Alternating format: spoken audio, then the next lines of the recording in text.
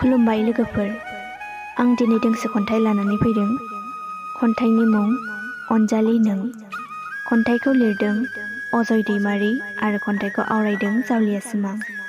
फैदो बिदिब्ला बिथांनि खन्थाइखौ खोनासंलांदिनि। अनजालि नों। जारौ साना सोनाब फैसालिजों दोबैलांनाय बायदि आनज्रायलांबाय नों सना आंनि मेगननिफ्राय। हर गेजेरनि अखा मोफ्लामनायाव लामा गोमानाय बायदि गोमालांबाय नों।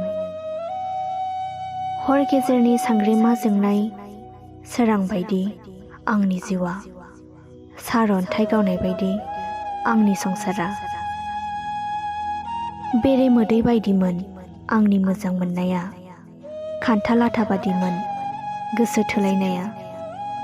खोमसि हरनि गावदां अखाफोराव नुनाय बायदि नोंनि महरा, साया माया नुफा माफा नुजाफैयो गोसोआव आंनि। अब्ला जाखांफैयो गोसोआव आंनि अरायबो नोंनिनो सोंथि। एसेनोसै, गोजोन्थों।